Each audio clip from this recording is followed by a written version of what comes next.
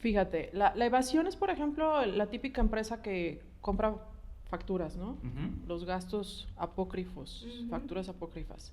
Entonces, hay muchos contadores que se dedican, o sea, Paga la cuenta. ese no te avisa. Sí. El SAT te manda la carta de invitación, otra carta de invitación, ya el requerimiento, atiende el requerimiento, vas, la cita, el esto, te meten un cuartito y ya te meten mucho terror, ¿no? O sea, con el SAT es más suavecita la cosa.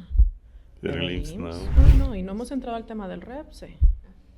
También, No, o sea, el REPSE es más necesitas complejo una todavía. persona para REPSE, necesitas una persona para facturación, que maneje todos los conceptos de facturación, que sepa vincular una nota de crédito a la cancelación, que se asegure que el cliente acepta la cancelación en el SAT. ¡Siempre amigos!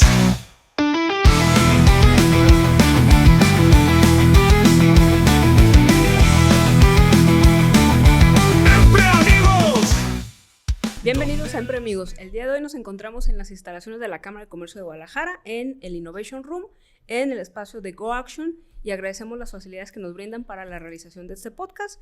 Y nos acompaña la contadora público Carolina Pérez de Aguinaga, socia de Salgado Accounting and Tax SC.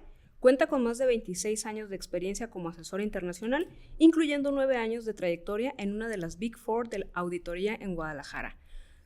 En Guadalajara, Ciudad de México y Miami, Florida. Hoy atiende una amplia gama de clientes nacionales e internacionales. Además, Carolina ha sido miembro de la Junta Directiva Regional y Global de Integra International durante 6 años y recientemente fue nombrada presidenta de la Junta Directiva de la región ANS.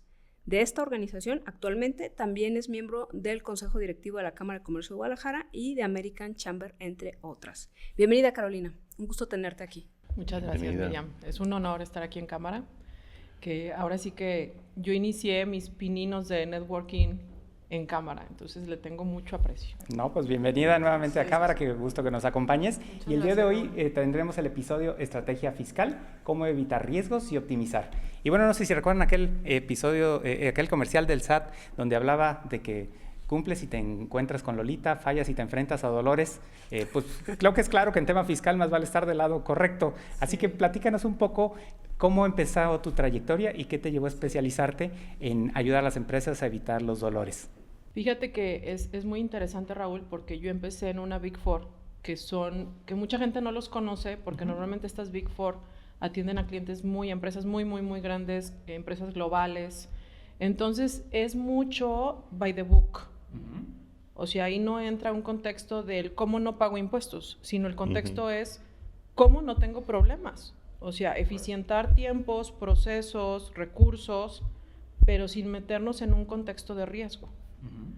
Siempre es el dormir tranquilos, el no quiero demandas de ningún tipo. Entonces, obviamente al estar con este tipo de empresas y en esta firma, pues esa es la enseñanza que yo tuve, ¿no? Porque obviamente en la universidad tú ves mucho la parte técnica, el cargo del abono, el tema fiscal, pero no la parte del deber, o sea, sí del deber ser, pero ya en la práctica pues es totalmente diferente, ¿no? El empresariado mexicano siempre busca el cómo no pagar, y siempre el contexto de la asesoría va en no me importa el riesgo, pero no quiero pagar, ¿no? Y el empresariado extranjero es pagar lo correcto. Entonces, bajo ese contexto, cuando yo me uno al despacho en el que estoy ahora, que fue hace ya 20 de años, se sigue la misma línea, del cómo eficientamos a la empresa, de que esté siempre bien, de que la nómina esté bien, siempre bajo la normativa fiscal, legal, que para mí es lo correcto y lo normal, ¿no? Pero hay gente que dice, ¿qué estás haciendo? No es así en la vida real, ¿no? O sea, porque la mayoría busca, pues, el no pago. A ver, platícanos un poco, cuando hablas de este empresario que dice no pagar, pues hay términos como es evasión, como es elusión, como es optimización. Correcto. ¿Qué Sí. diferencia hay en verlo con esta perspectiva? Porque creo que es muy interesante el cómo Los términos, ¿no? y el pensamiento de una empresa corporativa grande allá a una empresa pyme, lo que piensa en el día a día. Fíjate, la evasión es, por ejemplo, la típica empresa que compra facturas, ¿no? Los gastos apócrifos, facturas apócrifas. Entonces, hay muchos contadores que se dedican, o sea, realmente que sus servicios es el menú de empresas, De las cuales que aquí están 50 empresas y ya es qué gasto te queda a tu giro y meten facturas y facturas y facturas y con estas facturas retiran efectivo, después les dan los cheques o las transferencias y hacen una triangulación falsa, ¿no? Que pues se respeta, cada quien hace lo que quiere con su empresa. Esa sería la evasión. Okay. Y la elusión es cuando tú mantienes la empresa en pérdidas. Entonces llega un momento que la autoridad te puede preguntar, ¿no? Y decir, oye, entonces, ¿cómo vives? ¿Por qué se hace con ese negocio? Entonces, ¿cuál es la razón de existir? ¿No? Porque la razón de existir de la empresa es generar utilidades. Claro. Entonces, ¿qué sucede ahí? Pues hay empresas donde efectivamente están en pérdidas y algún tercero, que puede ser el corporativo, la holding, el socio, pues está inyectándole, que por ejemplo eso sucede mucho con las startups, particularmente en tecnología. Tengo clientes que tienen pérdidas, sí. Y hacen un pool de inversión y luego hacen otro pool de inversión y los socios le siguen inyectando nuevos socios. Correcto. Porque lo ven como el futuro unicornio, ¿no? Entonces ahí, pues no es ilusión, o sea... Genuinamente están en Genuinamente pérdidas. estás perdiendo. Pero hay muchas que está no son perdiendo así. y está... Claro, entonces ahí es, si la autoridad te cuestiona, pues es simplemente tener todos los elementos del por qué estamos así. ¿Cuál es el proyecto de vida de la empresa en el futuro en 1, 2, 3, 4? Entonces, mientras tú demuestres eso, pues no hay ningún problema ante la autoridad. Nada más es saberlo, mostrar, explicar, en fin, darle esa materialidad, ¿no? Que está muy de moda también el contexto, la palabra de materialidad fiscal. Sí. Entonces, me dijiste evasión, elusión y optimización, ¿qué sería? La optimización, sí, claro. Entonces, bueno, pues de ahí ya viene el tema del control interno de la empresa, del manejo de los recursos, de la planeación fiscal correcta y pues tener todo bien. O sea, realmente nosotros somos muy de esa mentalidad, vamos, o sea, podrás estar en pérdidas, podrás estar con... Igual y no darle más beneficios a los empleados de ley, ¿no? Pero sí dar mínimo los de ley. Claro.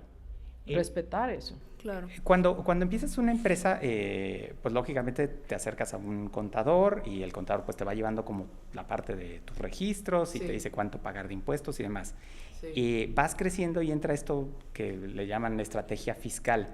¿Nos puedes ayudar como para entender qué implicaría una estrategia fiscal? ¿Qué significa que la empresa tenga este tipo de estrategias? Mira, por ejemplo, y ayer platicaba con 2 empresas extranjeras de este tipo. Nosotros, yo les llamo que somos 3 etapas en el arranque de la empresa. La fase 1 es cuando tú te acercas con el abogado corporativo y ya le dices, oye, quiero abrir una empresa de este giro en particular, ¿no?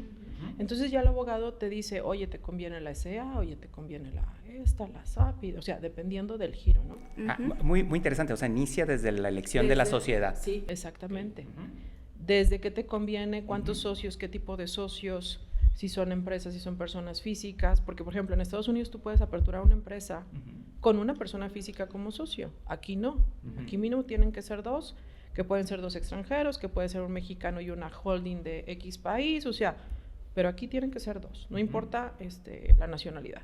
Oye, Carolina, y en el tema de las pymes que normalmente empieza como persona física, podría haber empezado como moral.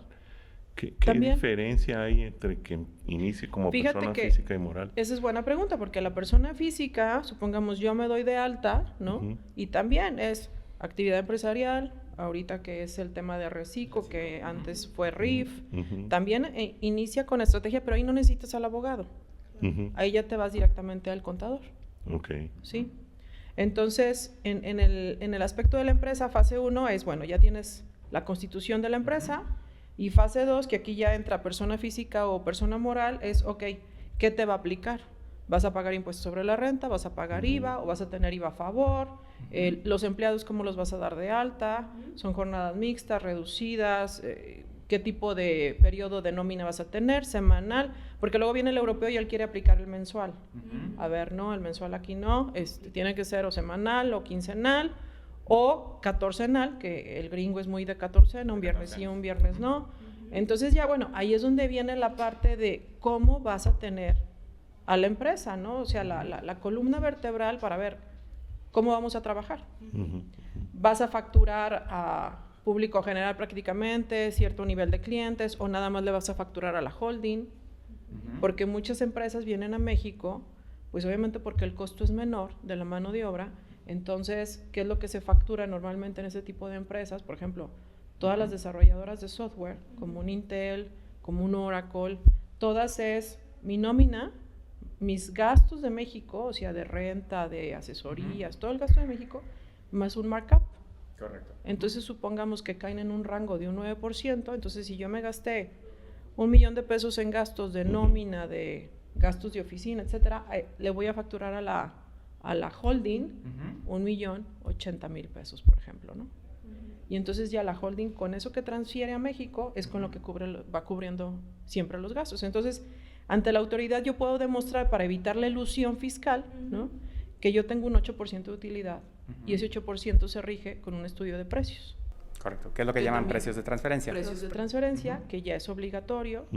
Antes era nada más para empresas extranjeras y ahora ya es extranjeras y nacionales. A ver, platícanos un poquito sobre precios de transferencia para entenderlo todos. Otra historia, ¿no? Sí. Pero deja que termine bueno, la okay, tercera parte. Está bien, sí, tienes mucha razón, Okay, bueno, ahorita vamos por áreas, ¿no? Todos los temas se van mezclando,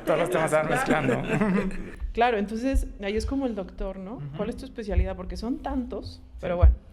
Cuando ya tenemos definido en fase 2 la empresa cómo va a operar, y entonces ahí aplicamos a Seguro Social, la cuenta bancaria, el SAT, que pues es un dolor de cabeza ahorita ya no tanto para obtener la cita, pero sí en el contexto de, por ejemplo, ahorita está la reforma del cambio de domicilio, que te dan N opciones. Y es bien complicado porque, por ejemplo, cuando volvemos a una desarrolladora de software, normalmente no tiene una oficina física. Ya es mucho el home office, ¿no? Entonces, para demostrar que sí están en México, bueno, es otra historia, ¿no? O sea, pero bueno, ya que tenemos RFC, la FIEL, los registros, entonces ya es cuando yo le digo al cliente, ya. Ya puedes facturar. Contratamos, ¿sí? Primero es a quién vamos a contratar. Pero para cuando ya contratamos, pues ya tenemos con el abogado el machote del contrato laboral, si va a ser home office, si va a ser qué horario, en dónde va a estar físicamente, con quién se va a dirigir, el perfil del puesto, o sea... ¿Qué prestaciones? Las prestaciones, todo, ¿no? Y también es ver mucho con el cliente, porque por ejemplo en Estados Unidos la costumbre es tu salario anual. Tú vas a ganar tanto, Miriam, ¿no? 1,000,000 al año, supongamos, ¿no?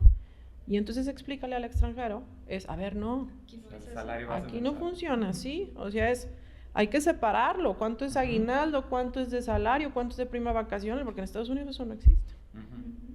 Entonces, si en ese contexto previo a la contratación no lo ves con el cliente, entonces el empleado ya no le costó $1,000,000, ya le costó $1,100,000 o $1,150,000, porque entonces no venía la prima vacacional, no venía el aguinaldo. Entonces, en el contrato a veces ponen salario, dividen el millón entre 12 y listo.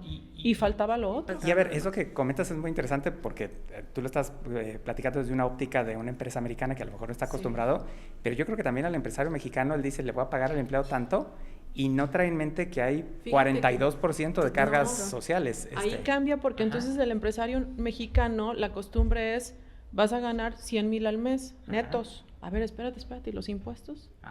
Entonces ya entras en el dilema con el empleado de, tú me dijiste 100,000. Correcto. Y entonces, pero es que hice mi contador que son 100,000 brutos. No, tú me dijiste 100,000. Entonces, todo eso tiene que quedar antes de que firme. Porque si no entras en muchos conflictos internos de dineros que te pueden representar a la empresa un 25 o 20% de costo.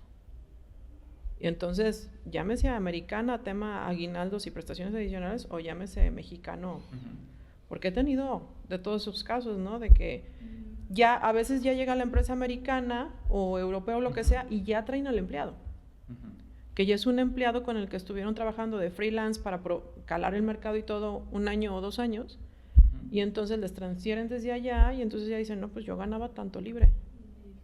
Y en dólares, ¿no? Entonces cambia todo y explícale, y entonces ya entran ellos en una negociación interna de, oye, pero es que el impuesto acá es más, y es... Entonces, bueno, llega un momento que se acuerda en algo, ¿no? Pero sí, es complicado, Entonces, bueno, ya que está la planilla de los empleados y ya empezamos a facturar y todo, bueno, ya nosotros seguimos en la fase 3, que ya es la operación normal. Entonces, somos el back office de los clientes, nos adaptamos mucho al cliente, o sea, podemos ser solo el contador externo, donde realicemos la contabilidad, las nóminas, o el revisor, porque luego la empresa va creciendo, y entonces ahí nos convertimos en el apoyo, en la guía del contador interno.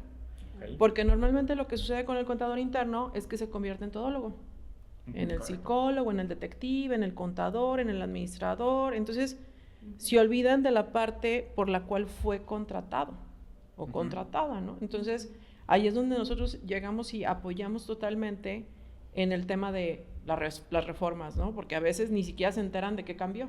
Correcto. Entonces, ahí entramos nosotros de la mano con ellos.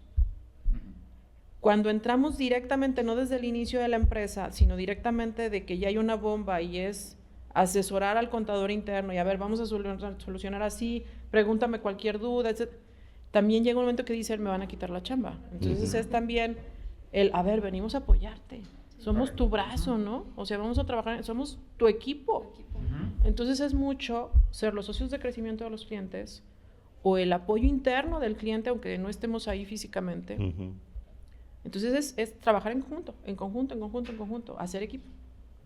Mucho de hacer equipo. Entonces, yo te mando, yo te asesoro, pero también me compartes la información, como el doctor, ¿no? O sea, dime qué te duele, si no, no voy a adivinar qué pasa. Y que además, pues en este entorno tan cambiante en temas fiscales, necesitas tener a alguien que esté realmente especializado. Sí, 24 horas ahí. Sí. Nosotros tenemos las áreas tal cual, digo, porque aunque yo sea un poquito más o menos de un todo, ¿no? Pues no domino el todo. Claro.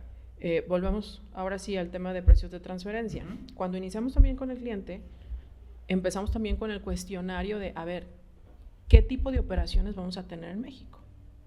Para ver qué le va a aplicar en el estudio de precios. Para que también cuando nosotros empecemos a operar a los 2, 3 o 4 meses, o sea, pero que quede dentro del año, calendario fiscal, ya tengamos la elaboración del estudio de precios. Entonces, con este estudio, ¿qué es lo que le mostramos a la autoridad? Que lo que Miriam me vende a mí, que somos hermanas, por así decirlo, es el mismo precio que le va a dar a él, que no es familia. Correcto. Entonces, es el evitar que se malinforme o se malinterprete, obviamente, la información, y de que al final se maneja el mismo nivel de utilidad, y sobre esa utilidad pagamos impuestos. ¿Que esto aplica sobre lo que llaman partes relacionadas? Son las partes relacionadas. Sí. Ustedes lo dijeron muy bonito. Creo que lo que queremos decir es que no le estemos compensando o pagando a miembros de la familia precios que están fuera de mercado. Correcto. Sí, que no te lo estoy regalando. O que no te estoy beneficiando. Y entonces, mediante ese beneficio, se evita el pago de impuestos. Y si no lo haces, o por muchas veces por desconocimiento, que sí hay varias empresas o grupos que pudieran estarse vinculados, porque en nuestro gremio pues hay sucursales y hay pues el área de mayoreo, y pues una le vende a la otra. Exactamente. Entonces ahí, ¿qué sucedería si no han hecho nada en esa parte y sí le están dando un precio preferencial a sus sucursales que no le venden igual que a su cliente de mayoreo, pues, por ejemplo? La autoridad puede llegar a cuestionarlo y obviamente te va a exigir el pago del impuesto sobre esa omisión de ingresos. Te hace el cálculo. Sí. Y entonces ahí ya está peor, porque ellos van a hacer un cálculo en base a sus números. Y multas y recargos y todo lo demás. Todo lo que conlleva, ¿no? Okay. Y el estrés fiscal que nadie quiere alzarte encima, ¿no? Un auditor, porque aparte ese es el tema, te buscan por una cosa y terminas con 1000 otras, porque se pueden dar cuenta de otras situaciones que igual ni te habías dado cuenta tú, y entonces ya en la auditoría salen otros detalles. Puede pasar. Pero en ese sentido, para estar bien entonces ante el SAT, ¿cuáles serían como las partes básicas que una empresa debería cumplir para decir, tengo la conciencia tranquila? Sí, es realizar el estudio. Y además de eso, sí tengo partes relacionadas. Eso sí tienes partes relacionadas. ¿Y en general? En general, pues es tener la nómina bien, ¿no? O sea, by the book. Con todas las prestaciones, que creo yo que ya ha bajado un poco, porque pues antes con el salario mínimo que estaba tan bajo, ya ahorita te obliga a subir. Entonces ya hay muchas empresas que pues que ya ni siquiera lo necesitan, porque ya el salario que está era el que tenían. El que tenían antes. Pero esa diferencia la sacaban de otra forma, o compraban una factura y pagaban en efectivo. Entonces ya eso, creo yo, ha disminuido, ¿no? Ahorita en lo que sí, bueno, es la nómina y obviamente el ver de qué manera vamos a eficientar, y esto es pues ya es a través de los gastos. ¿Qué gastos podemos meter y qué gastos no podemos meter? Ese es como un tema que siempre causa dudas, ¿no? En las empresas, sí. ¿Qué deducciones puedo tener? Sí, dependiendo del giro, pues ya es lo que puedes. ¿Hay alguna como generalidad que pudiéramos dar como característica para poder identificarlo? Pues es que no como, o sea, varía mucho porque depende mucho del giro. O sea, a ver, te pongo un ejemplo, ¿no? Si yo doy conferencias, pues yo puedo meter la ropa. Correcto. Hasta el maquillaje, el peinado. Como gasto. Como deducción. Es parte de, claro. Pero si tú vendes llantas, pues no vas a meter uniformes, pero no vas a meter el glamour del peinadito, no, o sea, ¿no? Válgame. Sí, ¿no? Vas a meter las botas industriales, sí, ¿no? Yo el tacón, el pues, o sea, y eso, sí. pero varía, depende mucho del giro. Yo no podría deducir, por ejemplo, una cámara non plus ultra, ¿no? Pero tú sí, porque tú eres marketing. Entonces va mucho del qué sí, qué no. Ahora, tiene que servirme coche, para mi actividad. Para tu actividad. Un coche, pues que realmente se necesite para la actividad, pues claro que lo puedes registrar. Entonces ya ahí varía también. A ver, cuánto vale el coche, qué tipo de coche es. ¿Tienes la liquidez? ¿Lo puedes pagar de contado? ¿Sí o no? ¿Es deducible? ¿Qué porcentaje nos conviene? ¿Sí o no? Entonces, pues ahí ya viene ese tipo de análisis, pero mes con mes vamos revisando que sí, que no. Es muy importante revisar los financieros cada mes. Tener junta con tus asesores cada mes. El otro día platicaba con una persona que yo le decía, oye, ¿sí revisas los financieros? Sí, claro. Dice, ayer precisamente tardamos 2 horas y en 2 horas vimos todo el año. Wow. Y yo, ¿cómo? O sea, la junta de la revisión de financieros es cada año. Sí. Y yo así, ¡ah! ¡Qué horror! ¡Qué horror! Sí, no. O sea, es cada mes. Al fisco le reportas cada mes.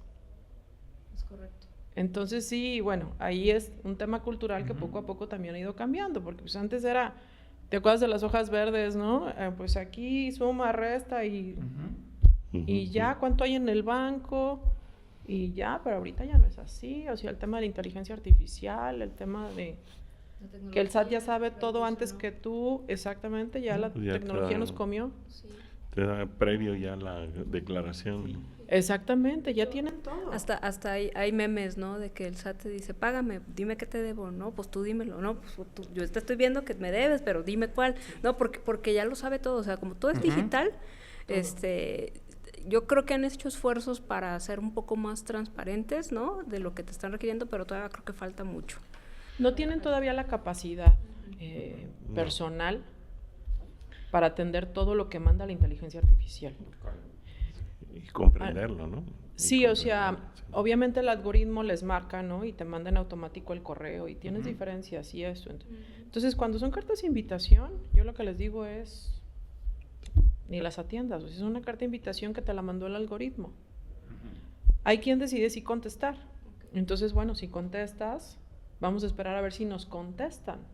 Porque efectivamente mucha gente contesta, pero volvemos, o sea, no tienen la capacidad de revisar todo lo que contestan.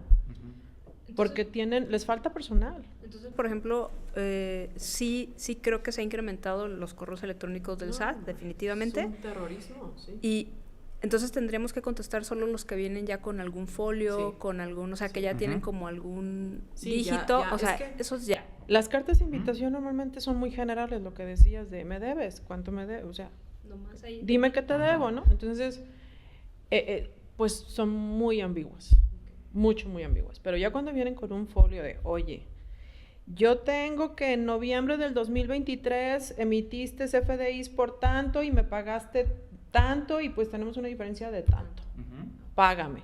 Entonces ya viene ahí el tema de déjame reviso, ¿no? Entonces igual lo que sucede mucho es que a veces tú mandas las facturas, cancelas y luego o se quedan ahí como que medias congeladas en el aire y después resulta que tú en tu sistema la tienes cancelada, pero ellos no la tienen cancelada. Entonces ahí es, o sea, no conciliaste bien. Pues, exactamente, integra y explica. De, oye, esto no es así. O el desfase de las fechas de los timbrados también se da. O sea, oye, no, a ver, es que esa factura sí la emití en noviembre, pero corresponde a septiembre. Y yo en septiembre sí te pagué por ese ingreso. Entonces es integrar y te tienes que ir hacia atrás. Aquí la clave es que si sí estás bien, no cambies nada, porque entonces abres fiscalmente ese periodo. Entonces esos 5 años que tú tienes... Los vuelves a abrir. Los vuelves a abrir. Ajá.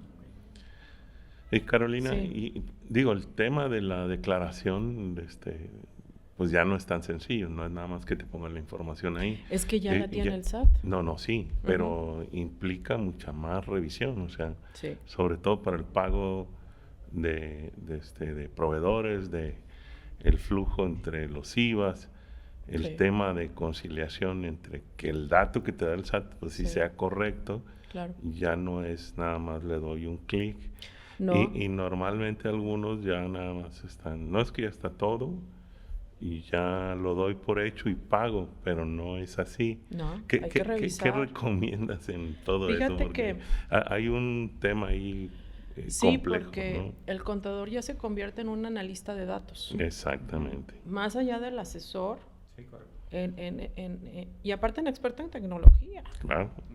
Entonces, por ejemplo, nosotros en el despacho tenemos a Alex, que la verdad es que mis respetos, porque él es ingeniero, pero yo le digo que él es más contador que ingeniero, porque él ve todo el tema contable del sistema. Él está certificado por Compact, por ejemplo, entonces tú le explicas, oye Alex, es que el timbrado, es que esto, es que el otro, y es que él no me paga, y es que no sé qué, y él capta, pero a nivel de datos.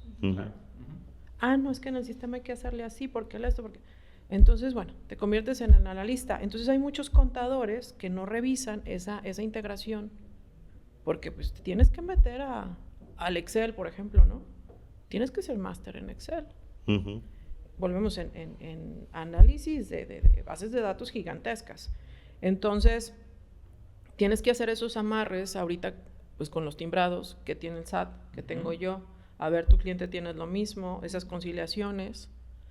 Y ya con eso, pues entonces ya te vas a la declaración anual. Y el detalle es que ya todos los pagos, todas las declaraciones ya están precargadas. Correcto, sí, ya el SAT te presenta como... Sí, entonces aquí el tema es que te precargue lo mismo que tú. Y si no, hay que meter una aclaración. Hay que meterlo. O si no, metes las facturas que hacen falta.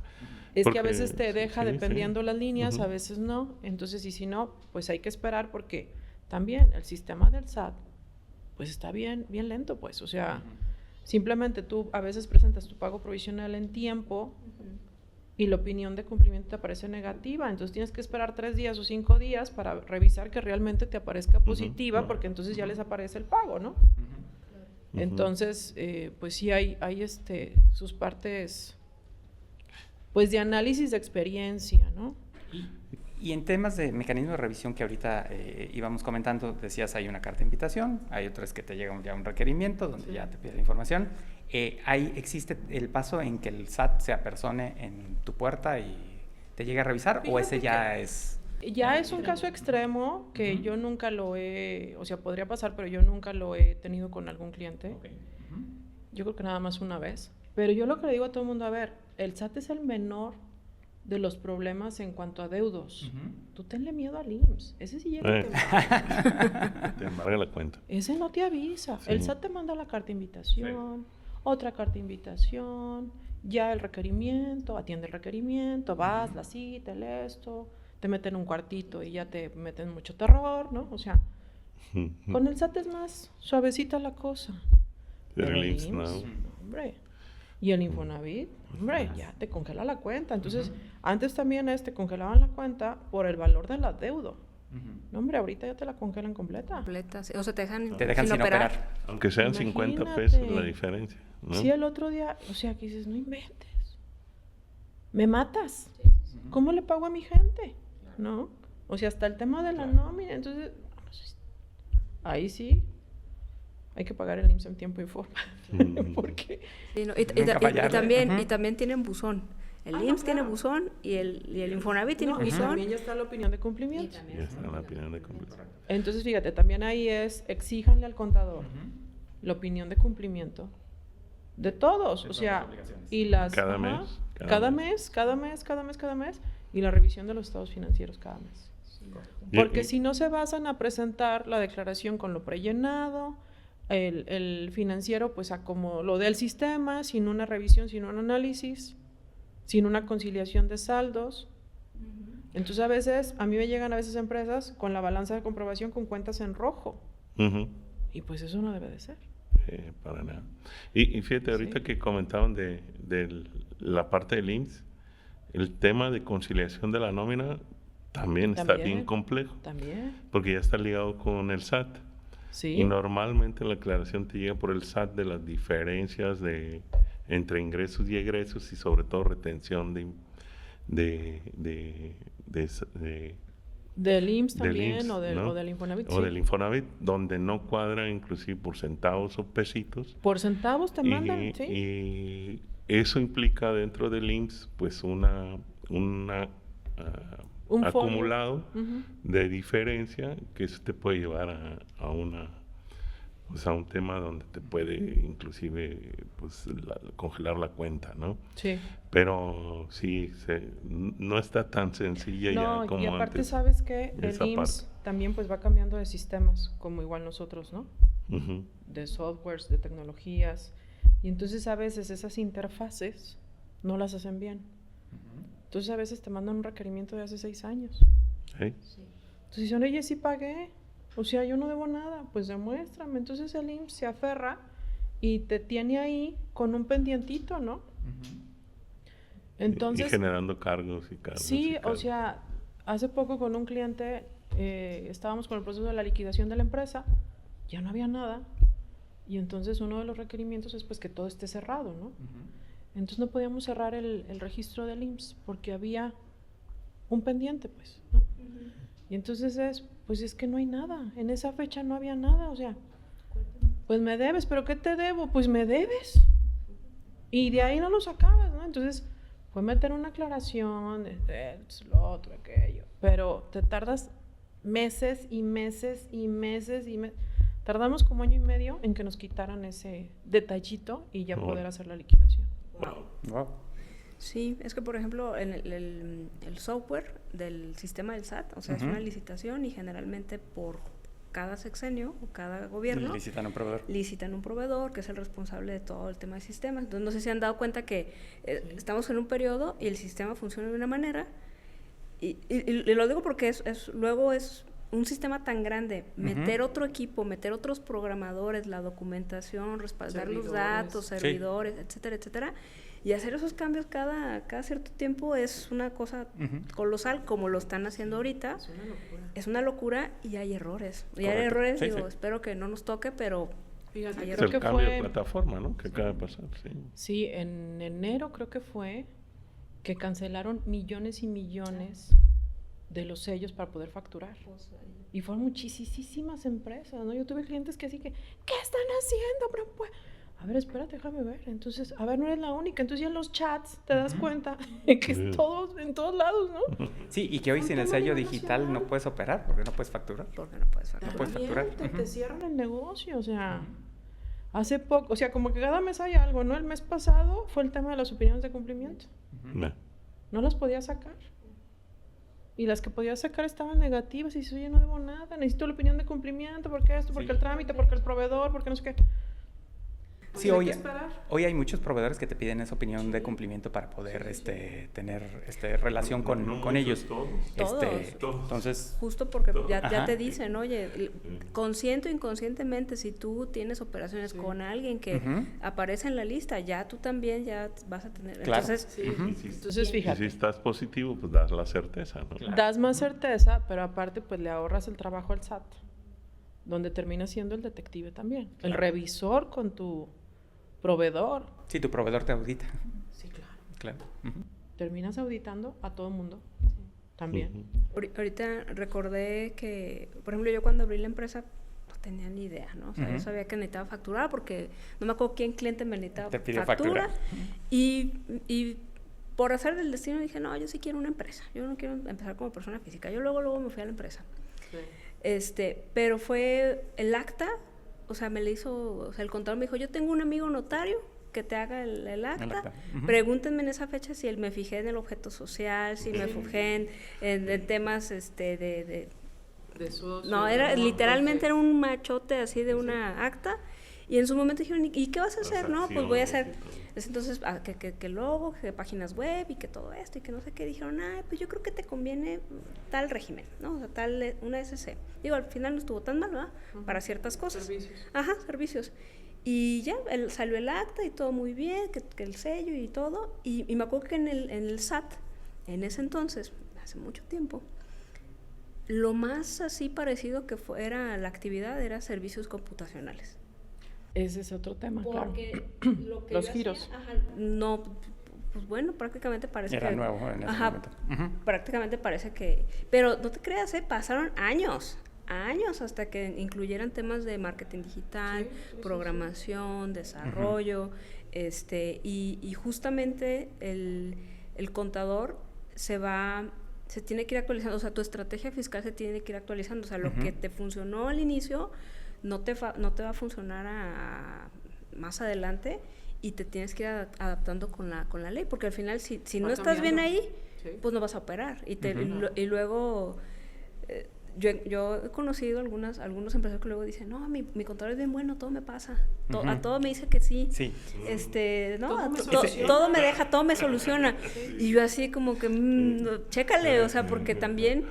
pues tampoco está bien que el contador te diga que sí, ¿no? Porque yo al inicio tenía también un contador que a todo me decía que sí, y pues sí, los 2 años primeros de Vitamina. Claro. Bueno, terribles, pero ahí uno aprende, ¿no? Afortunadamente no pasó nada, claro. Pero desde ahí ya dices, oye, no, esto no va a crecer si no tienes un orden y si no vas haciendo las cosas pues conforme a la ley, ¿no? Sí, que realmente el contador revise lo que le estás mandando, ¿no? Porque pues ahí es donde está la asesoría. Y no nada más porque ahí te van los papeles, ahí te va todo lo que gasté y regístralos, ¿no? Ahora, es muy común que incluso hay ciertos contadores que a veces hasta la práctica incentivan, de decir, pues ten doble facturación o ten doble contabilidad. Sí. Hoy en día, con todo lo que hay de Big Data, con todo lo que se timbra de CFDI, ¿qué nivel de riesgo tiene una empresa que esté operando sobre esos lo que pasa, pues es mucho riesgo. En primera, que el empleado te va a robar. Correcto. Ahí, ¿no? O sea, quien maneja efectivos, dobles contabilidades, dices, por ahorrarme impuestos... Tiene más factibilidad. O sea, te van a robar. Correcto, sí. Entonces, ese es el riesgo número 1. Que creo yo que es más grave que el otro, ¿no? Y en el número 2, hay mucho negocio público en general, que ahí sí el SAT llega, y entonces piden la factura o se dan cuenta, ¿no?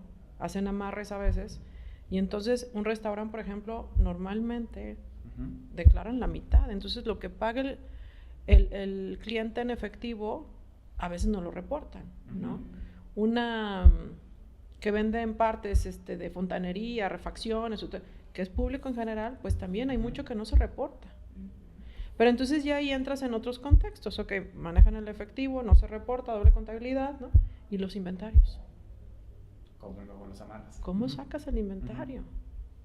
Entonces, se lo metes pues todo al gasto. Sí, pero de todas formas, ya llega un momento que pues se infla mucho, ¿no? Entonces es, ¿cómo lo saco? Dependiendo del giro y dependiendo del tipo de inventario también, ¿no? Pero a veces hay muchas cosas que no hacen sentido en la contabilidad. Entonces, si no revisas eso, pues también llega un momento que la autoridad te puede cuestionar. Correcto. O sea, tienes las ventas, pero tienes el inventario, entonces tienes mucha utilidad, poco costo, ¿cómo está el tema, no? Entonces, pues ahí volvemos a la parte de que tienes que revisar cada mes. Sí. O sea, quiere decir que está comprando insumos para su producto, que puede ser un servicio o en el caso del restaurante, un producto. Sí, o sea, por ejemplo, en un restaurante tienes mucha carne, tienes mucha compra de... Pero no la vendes. Pero no la vendes. No, la compra en efectivo, no hay factura y el costo es menor, pero en el sistema, ¿no? Y te puede dar una utilidad mayor.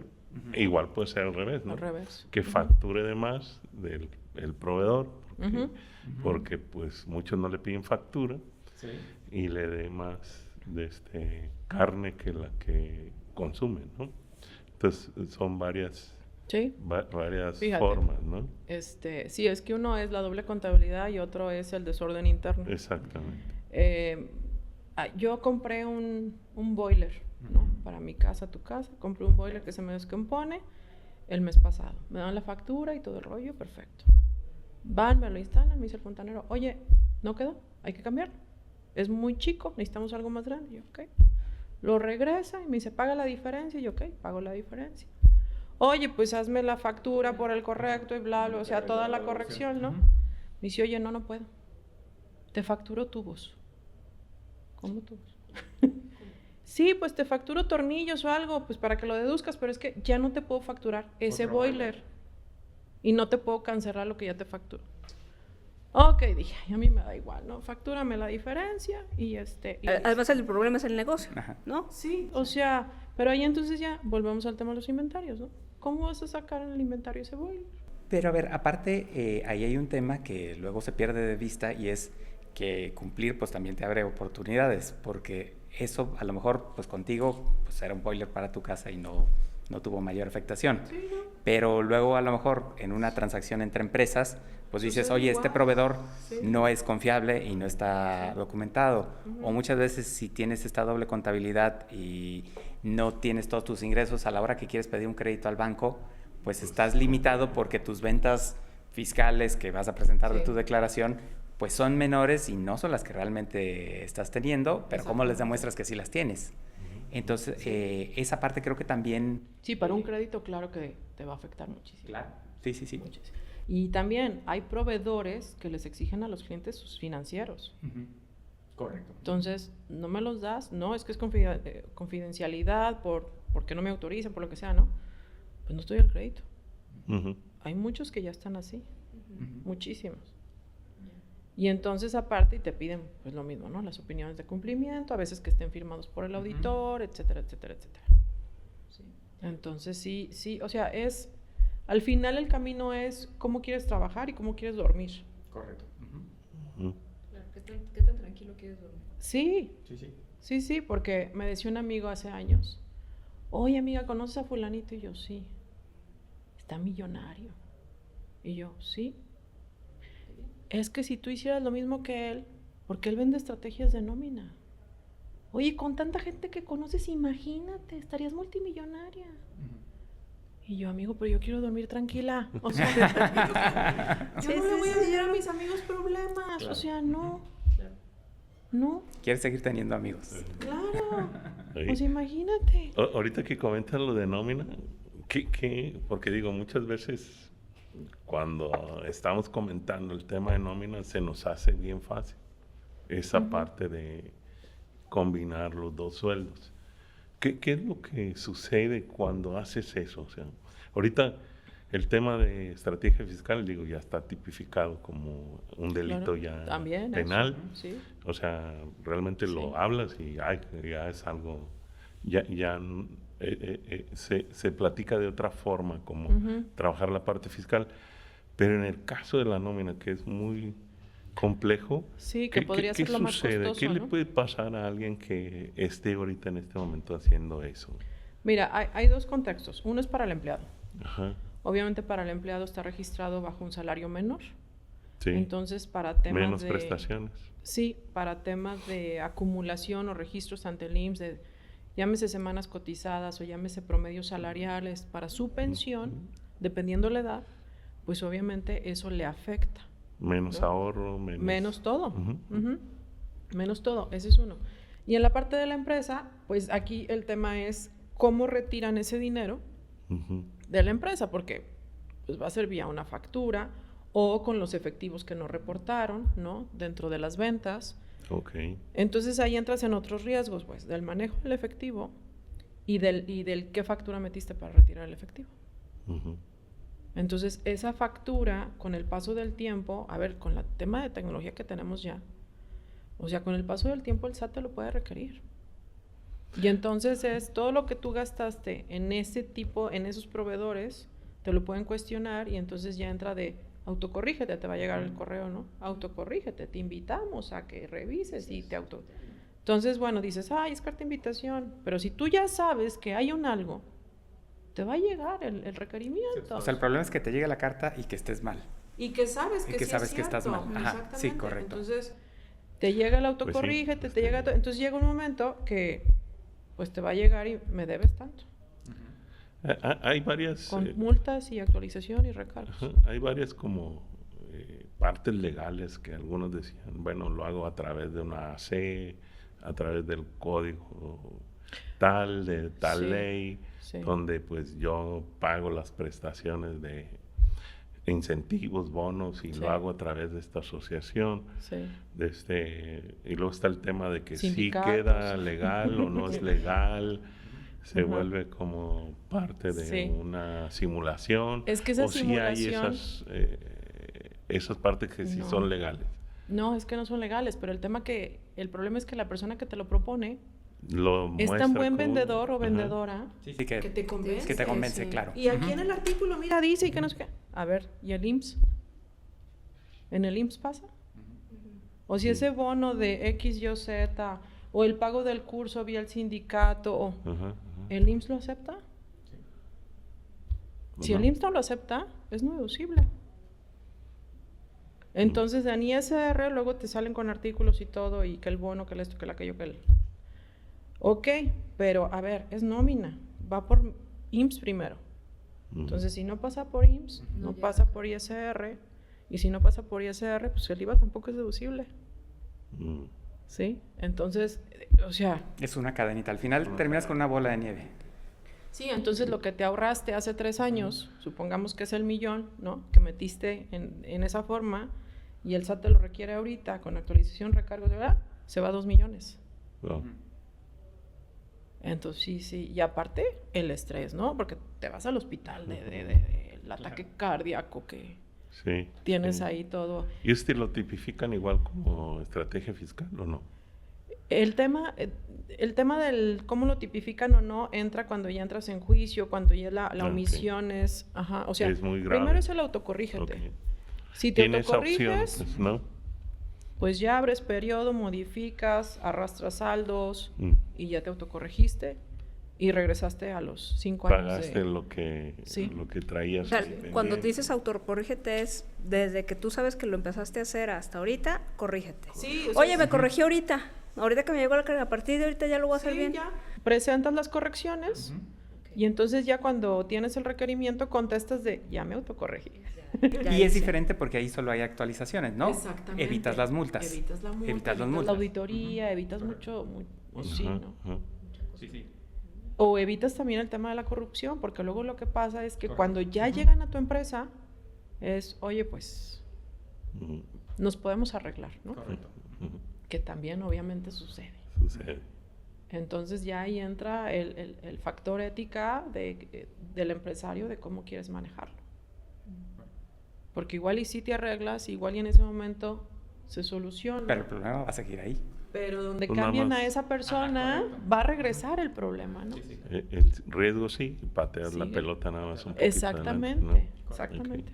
Ahora, hemos platicado todas las caras negativas del SAT, pero también hay partes positivas, a veces hay estímulos fiscales, facilidades administrativas. Sí, hay que terminar en un nivel alto, más positivo, venga. Venga. ¿Qué nos puedes decir? Somos positivos, al respecto? Claro. Digo, para que no se acabe tan tétrico el episodio. Sí. Fíjate que es complicado. Qué difícil la pregunta. Oye, no eres tú, soy yo. Pero... O sea, sí hay facilidades administrativas, sí hay parcialidades de pago. Yo lo que... O sea, te sale más barato sacar un crédito en el banco y pagarle al SAT que pedirle el crédito o las parcialidades al SAT. Mira, eso es muy interesante saber. Sí. El crédito más caro es el que da el SAT. No es American Express, es el SAT. Sí. Entonces sí, es mejor. O sea, si vas por un tema de... Sí pago, pero debo, no tengo, saca un crédito en algún lado. Y págale al SAT. Sí. Y sigue operando y ya luego pagas y ya. Y ya tu crédito lo pagas dependiendo si es una línea revolvente, saldos insolutos, vas ahí, es otro tema, ¿no? Ajá. Ya te metes en un tema de flujo del tema financiero, pero es mejor. Y aparte volvemos a que te quitas el estrés de tener al SAT encima, ¿no? Viene tu fecha de pago, te recuerdo que mañana, porque también te llegan ya los recordatorios de mañana se vence. Sí. Entonces ya no duermes, ¿no? Mañana tengo que pagar. O sea. Yo sí quiero entrar a un tema de igual a lo mejor no tan positivo, pero el tema de la declaración anual desde hace 2 años que ya incluye información muy precisa inclusive de operación, gastos muy de ciertas cuentas que ya el SAT definió. Ajá. Ya sería el tercer año donde ya hay información previa. ¿Es el tercero? ¿O el segundo? O sea, ¿de que el SAT tiene todo?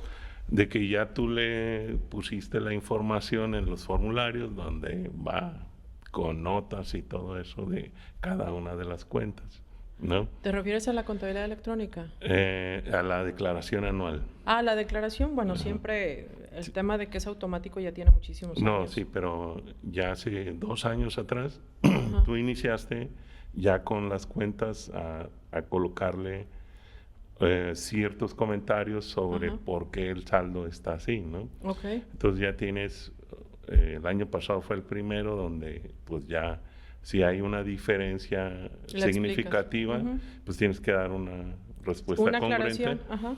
Y ya ya es el tercer año, o sea, ya tienen más información hacia atrás donde tú le explicas ya a detalle, pues por qué o si los inventarios subieron mucho, por qué subieron mucho, si la cartera bajó mucho, por qué, o si el proveedor se va al pasivo. Pues me deben, ¿no? O sea, no me pagan. Digo, son cuentas muy normales, pero puede ser que... cuestiona todo, o sea, ya de todas maneras ya, por ejemplo, las empresas como tal, o sea, personas morales más bien, ya tienen que hacerla, o sea, mensual. Ya le mandas todo y le mandas las notas y le mandas... O sea, ya no te tienes que esperar al anual para ponerle ¿Tal vez te refieres a las personas físicas? No, en el anual. El anual sí es un... A veces sí te piden porque a veces no entienden el giro. Y mira, te pongo un caso también que fue el mes pasado con un cliente. El representante legal va al SAT, atiende la cita y ya les dice, oye, es que mi giro es mantenimiento de máquinas de casino. Ándale. Entonces busco, ¿no? No, es que entonces a ti te aplica lo de juegos. No, espérame, entonces ya me marca. No, espérate, ya te metes en otros temas hasta de reporteo de lavado de dinero, de esto y del otro. Entonces a veces no entienden el giro. Entonces explícales, con manzanitas. Porque muchas o la mayoría de las veces las personas que están en el escritorio del SAT son estudiantes, están cumpliendo con el servicio social de la carrera.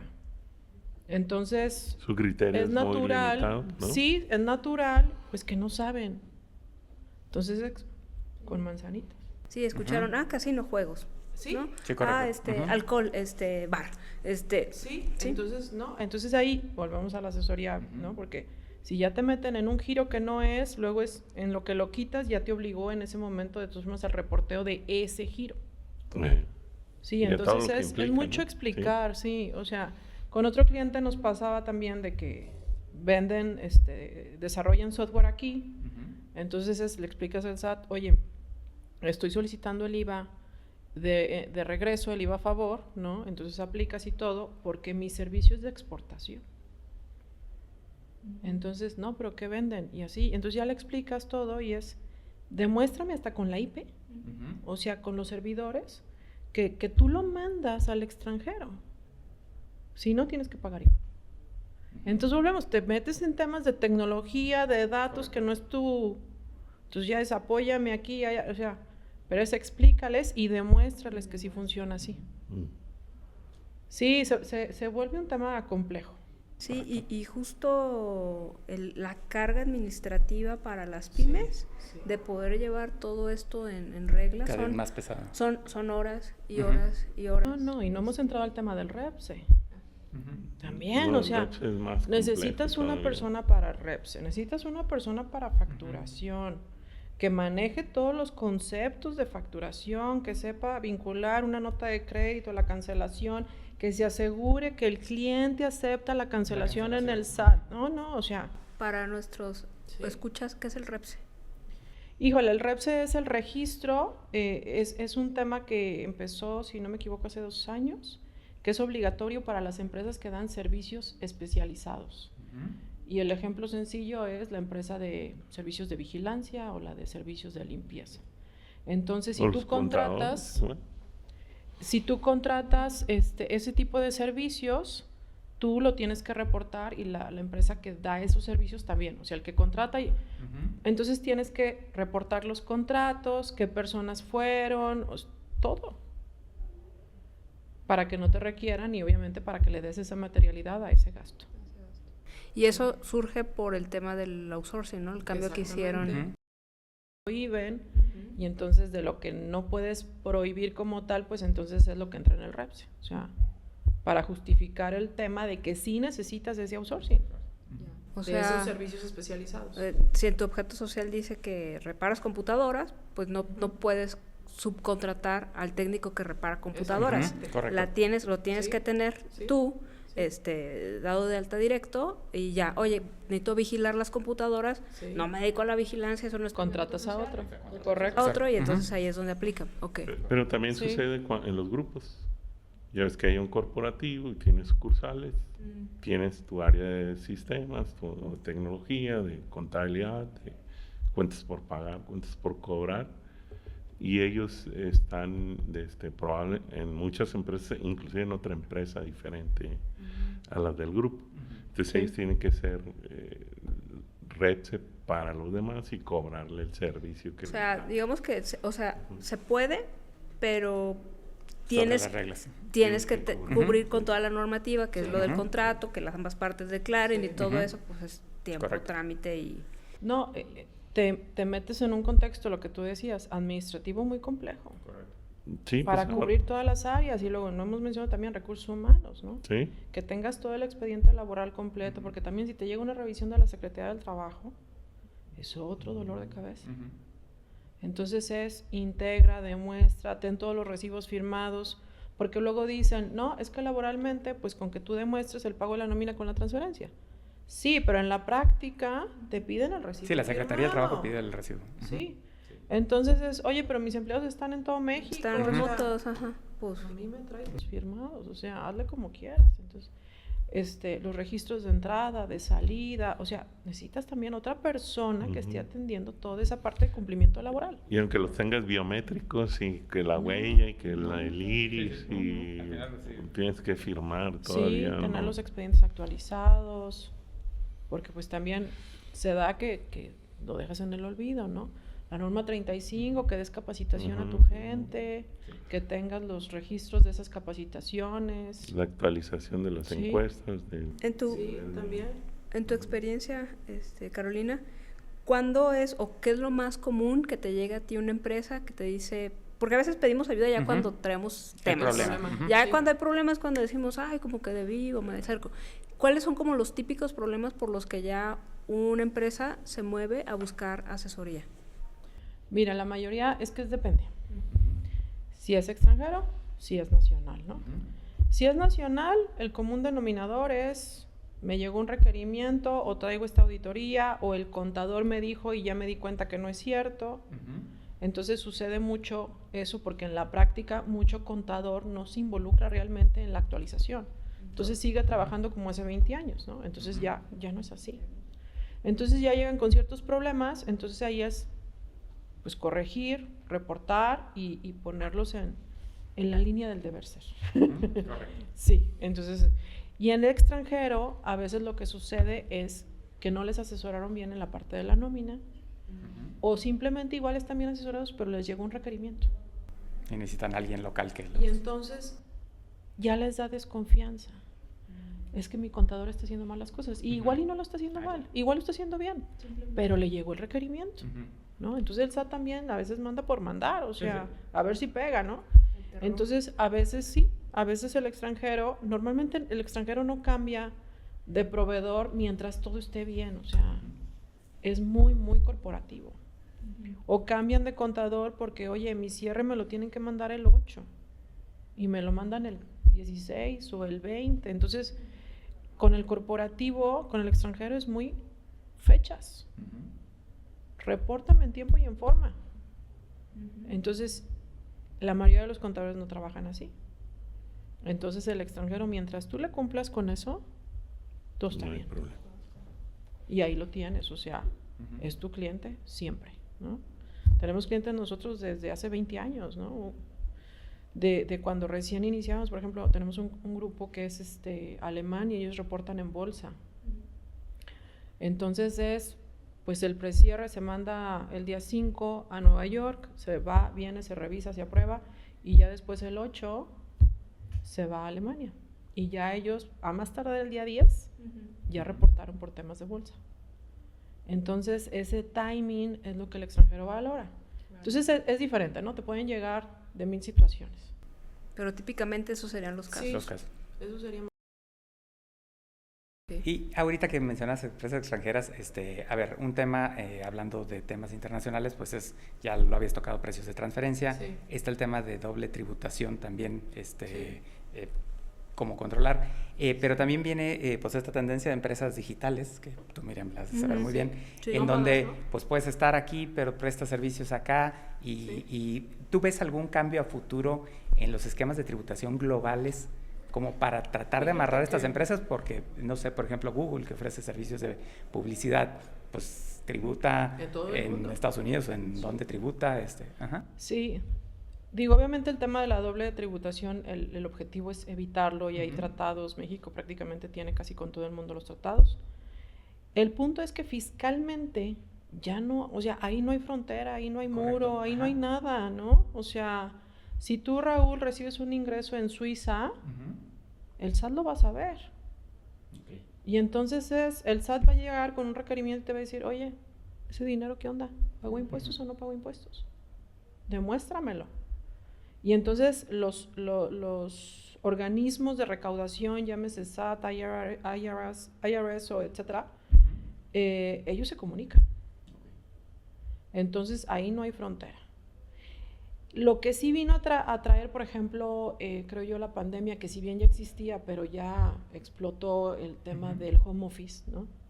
Empresas como Google, o volvemos como las desarrolladoras de software, pues ya no nada más es gente en todo México. O sea, yo tengo clientes que tienen empleados en Colombia, porque, a ver, si Jalisco o Guadalajara como tal es el segundo Silicon Valley, pues, ¿qué crees? Ya salen casi igual de caros, o sea, más baratos los ingenieros de sistemas, pues, pero ya no es tanta la diferencia que en California.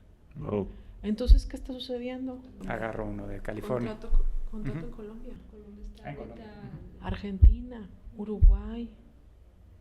O sea, es impresionante, porque les va a costar la mitad de lo que cuesta en México. Y entonces todo es pues, home office.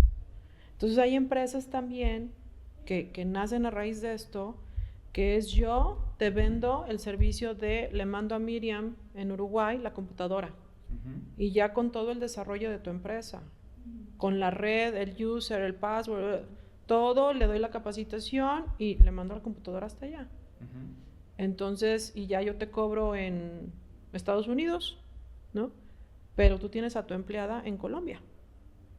Entonces, te facilitan todo, ¿no? Entonces, sí. Y el coordinador de todos estos están aquí en México, por ejemplo. O sea, hay de todo.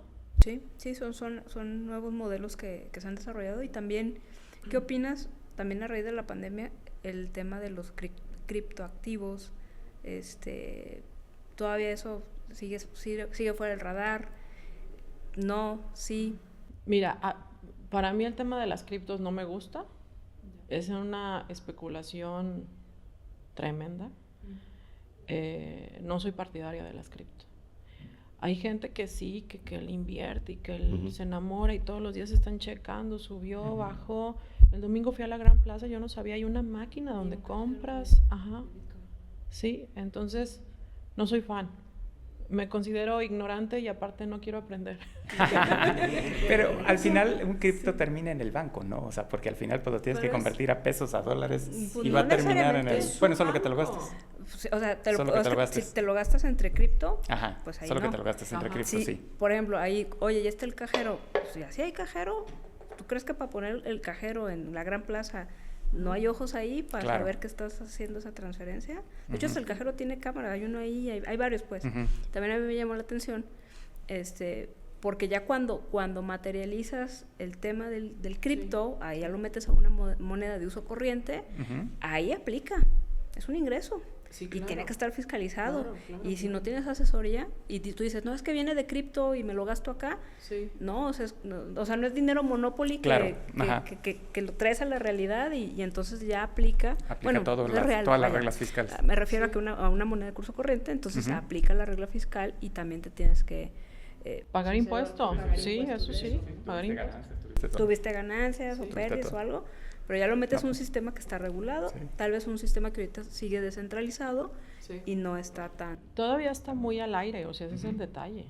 Sí. Cada vez está regulando más, ¿no? Y los tienes que evaluar y todo si lo tienes dentro de la empresa. Pero no deja de ser una especulación.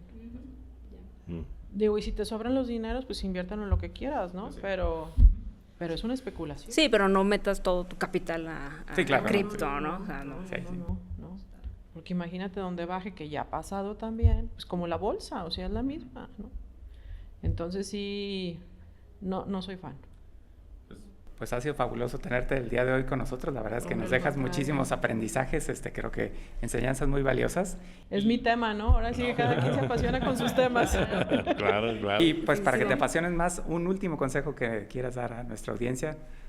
Híjole, pues aquí es mucho el tema de asesoría, de tener buenos asesores, llámese abogados o contadores, porque de ahí depende la estructura, la radiografía y el qué va a pasar con la empresa. Revisar los financieros, aprender a revisar los financieros, que el contador te enseñe, ¿no? Exactamente, eso es fundamental. Pues, fabuloso consejo, pues creo que eso y dormir bien, creo que también es para una gran enseñanza de este episodio. Y bueno, pues es muy agradable el haber estado. No, hombre, a ustedes muchísimas gracias por la invitación. Y agradecemos a la Cámara de Comercio de Guadalajara por las facilidades que nos brinda para la realización de este podcast.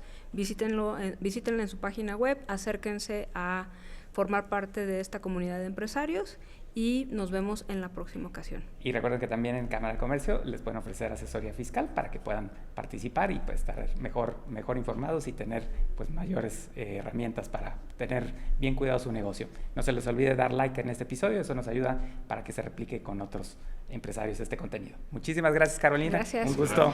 Gracias. ¡Siempre amigos!